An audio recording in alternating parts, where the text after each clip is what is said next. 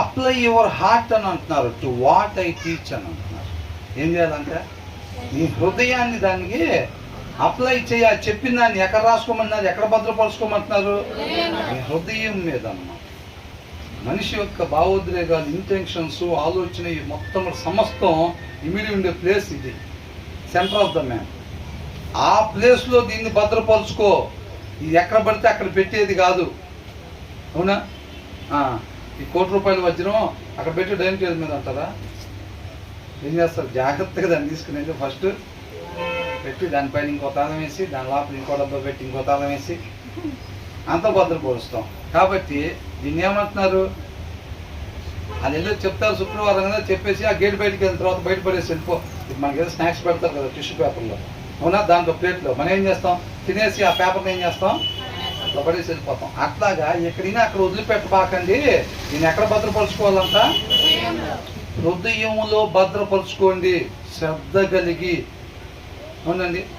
ఈ చెవులు ఇప్పుడు వెనకాల ఇది పోయింది అనుకోండి, చేతిలో పట్టి ఎట్లా పెట్టుకుంటారు? జాగ్రత్తగా భద్రంగా దాన్ని పెట్టుకుంటారు. ఇది అంతకన్నా ఎంతో ముఖ్యం, అమూల్యమైనది ఇది, అవునా? కాబట్టి దాన్ని శ్రద్ధ కలిగి, జాగ్రత్త కలిగి. అలాంటిది ఇంకొకటి లేదు, అవునా? అలాంటిది ఇంకొకటి లేదు. కాబట్టి అలాంటిది చెబుతున్నాను అంటున్నాడు. అలాంటిది ఏదో లైట్ తీసుకోవటానికి మొన్న ఆదివారం కూడా ఇది చెప్తారుగా, మంగళవారం కూడా చెప్తారుగా, శుక్రవారం కూడా చెబుతారుగా. ఇవాళ మిస్ అయినా వచ్చే వారం చెప్తారు. మొన్న 2 వచ్చిన వాళ్ళు ఏం చెప్పుకున్నాం? కొన్ని వారం రాని వాళ్ళకి తెలిసిద్దా? ఎంత నేర్చుకున్నాం అసలు? నా మటుకు నేనైతే చాలా నేర్చుకున్నాను, అవునా? ఒక్క వారం మిస్ అయితే అలా ఉంది పరిస్థితి. మళ్ళా ఎప్పుడుకో వస్తాం అక్కడికి, ఆ వచ్చిన వాళ్ళ దగ్గరికి, అవునా కదా? కాబట్టి దాని ప్రాముఖ్యతను ఎరిగి దాని ప్రకారం మనం నడుచుకోవాలంట. అంత విలువైంది కాబట్టి అది మీ హృదయంలో దాన్ని ఏం చేయమంటున్నారు? భద్రపరుచుకోండి అని అంటున్నారు. చెవికి జ్ఞానుల ఉపదేశము ఆలకింపుము. చూసారండి, జ్ఞానుల ఉపదేశము అని అంటున్నారు. నేను కలుగజేయు తెలివిని అని అంటున్నారు. అంటే అక్కడ మాట్లాడేది ఎవరు?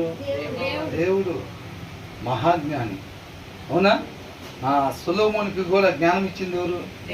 దేవుడు ఇచ్చాడంటే దేవుడి దగ్గర ఉంటేనేగా ఇచ్చేది, అవునా? కాబట్టి జ్ఞానం కొద్దిగా ఉంటే ఎవరిని అడగమంటున్నాడు? దేవుడిని అడగమంటున్నాడు. అంటే ఆయన దగ్గర అది సమృద్ధిగా ఉంది. కాబట్టి ఏమన్నాడు? చెవియొగ్గి జ్ఞానుల ఉపదేశము. అంటే ఎవరి మాట ఈ వాక్యం? తండ్రి మాట, అవునా? జ్ఞాని మాట అన్నమాట ఇది. ఆ మాటని